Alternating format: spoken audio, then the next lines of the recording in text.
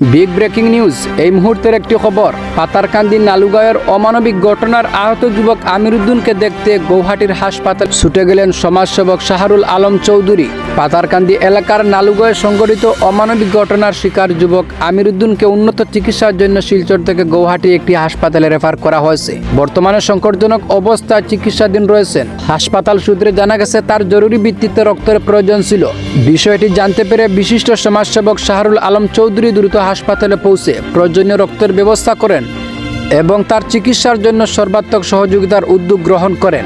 গতকাল শাহরুল আলম চৌধুরী গৌহাটি হাসপাতালে গিয়ে আমিরুদ্দিনের সঙ্গে সাক্ষাৎ করেন এবং তার পরিবারের সদস্যদের খোঁজখবর নেন। এ সময় তিনি চিকিৎসকদের সঙ্গে কথা বলে রোগীর বর্তমান শারীরিক অবস্থা সম্পর্কে বিস্তারিত তথ্য সংগ্রহ করেন। পরিবারের সদস্যদের সঙ্গে আলাপকালে তিনি তাদের ধৈর্য ধারণের আহ্বান জানান এবং চিকিৎসার ক্ষেত্রে যে কোনো প্রয়োজনীয় সহযোগিতা অব্যাহত থাকবে বলে আশ্বাস দেন।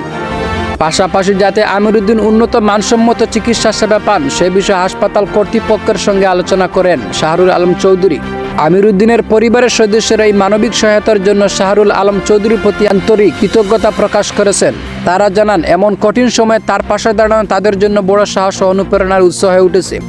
এদিকে বিভিন্ন মহলে আমিরুদ্দিনের দ্রুত সুস্থতা কামনা করেছেন এবং ঘটনার সঙ্গে সুষ্ঠু তদন্তের মাধ্যমে দোষীদের বিরুদ্ধে কঠোর আইনানুগ ব্যবস্থা গ্রহণের দাবি জানিয়েছেন শাহরুল আলম চৌধুরী।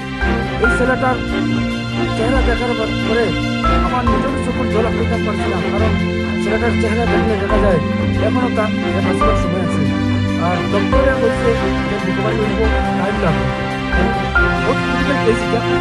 ডক্টরের সাজেশন মতে দেখছি এই জিনিসগুলো আপনারা প্রতিবাদ করছেন, অত্যন্ত ধন্যবাদ। সেটাদের এইগুলো জিনিস প্রতিবাদ করা কিন্তু এখন আমরা সবার দায়িত্ব বা সবার দায়িত্ব করতেছি এই ছেলের ফ্যামিলি আমরা